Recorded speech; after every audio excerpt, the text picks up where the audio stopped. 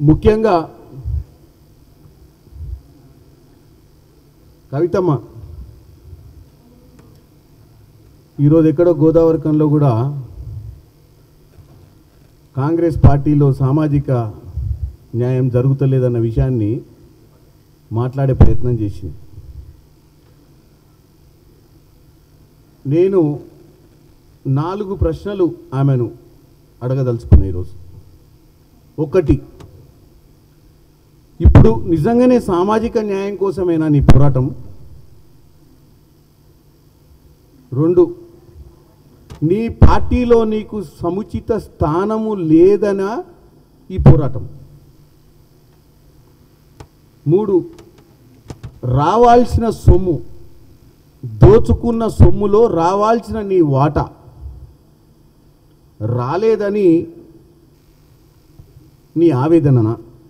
3, 4, నిజంగా 10 సంవత్సరాల మీ పాలనలో తెలంగాణ దోచుకోబడ్డది, అనుకున్న తెలంగాణ బంగారు తెలంగాణ కాలేదని నీ ఆవేదన? ఈ 4 అంశాల మీద కవిత గారు క్లారిటీ ఇవ్వాల్సిన అవసరం ఉంది. ఎందుకంటే రోజుకొక పాట, రోజుకొక మాట, రోజుకొక ముచ్చట చెప్పుకుంటూ తిరిగితే ఎటు కాకుండా అయ్యే ప్రమాదం ఉంది ఆమె. ఇవాళ నేను ఒక కాంగ్రెస్ ఎంపీగా నేను ఆమెను కొన్ని ప్రశ్నలు అడుగుతున్నా, కొన్ని సూచనలు కూడా ఇవ్వదలుచుకున్నా. ఈ 4 ప్రశ్నలల్లో ముఖ్యమైన ప్రశ్న ఏంటంటే, రావాల్సిన సొమ్ము, దోచుకున్న దాంట్లో నీకు రావాల్సిన సొమ్ము కోసమే అయితే ఇంత రాద్ధాంతం అవసరం లేదు. అది నీ కుటుంబ సమస్య. దాన్ని తీసుకొచ్చి తెలంగాణ ప్రజల నెత్తులకు రాకండి. హెడ్లైన్స్లో ఉండాలన్న ఆవేదన కూడా బంద్ చేయండి.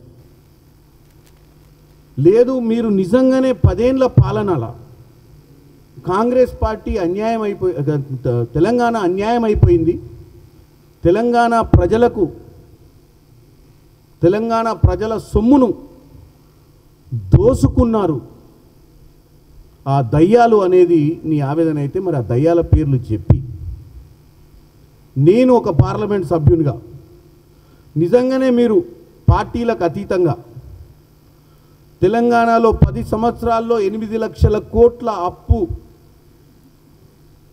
అయిందన్న విషయం మేమందరం కూడా గమనించడం, ఎన్నోసార్లు చెప్పినాం.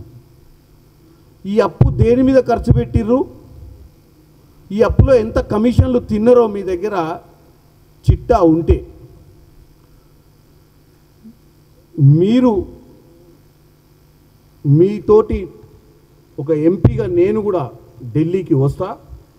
మీరు అక్కడ ఉన్నటువంటి ఏజెన్సీలకు, ఎందుకంటే మీరు రాష్ట్రంలో కూడా కంప్లైంట్ ఇవ్వచ్చు, మీకు అవసరమైతే నేను పార్లమెంట్ సభ్యునిగా ఢిల్లీలో కూడా ఇన్వెస్టిగేషన్ ఏజెన్సీస్ సిబిఐకా ఈడీకా ఇచ్చి, మీరు ఒక కుటుంబ సభ్యురాలుగా మీరు ఆ పార్టీలో క్రియాశీలకంగా, ఆ కుటుంబంలో క్రియాశీలకంగా ఉండి 10 సంవత్సరాలు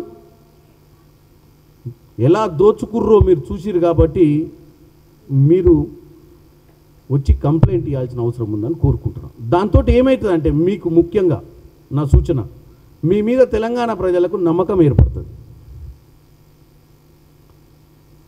రాజకీయకు అతీతంగా మీరు అనుకున్న తెలంగాణ ఇది కాదు అని చెప్పే అవకాశం ఉంటుంది. ఎందుకంటే మీరు జాగృతి పెట్టి మీరే అంటారు, తెలంగాణ ఉద్యమంలో నేను క్రియాశీలకంగా ఉన్నా, ఆ రోజు ఈ దయ్యాలు అయి లేవు నువ్వు అన్నట్టు.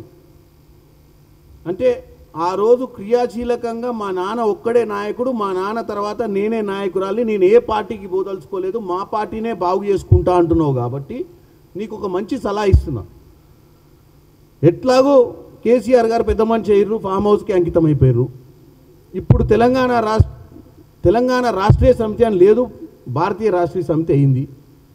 ఇప్పుడు బీఆర్ఎస్కి సరి అయిన నాయకత్వం నువ్వు చేయాలనుకుంటే, మీ నాయన దగ్గర మన్ననలు పొందాలనుకుంటే నువ్వు చేయాల్సిన కార్యక్రమం ఒక్కటే, తెలంగాణలో ఉన్నటువంటి ప్రజల హృదయాన్ని దోచుకోవాలి.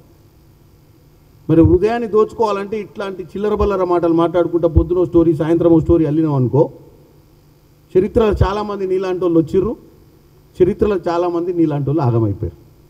అంటే ఒక 4 రోజులు హెడ్లైన్స్ ఉన్నంత మాత్రాన ఎవరు నాయకులు కాలే. గతంలో ఎన్ని పేపర్లు మనం చదివినన్ని పేపర్లు, ఇవాళ వచ్చిన పేపర్ రేపు పొద్దున ఏ బఠానీల దుకాణం దగ్గరనో అది అమ్ముకోనికే తప్ప దేనికి పనికిరాదు.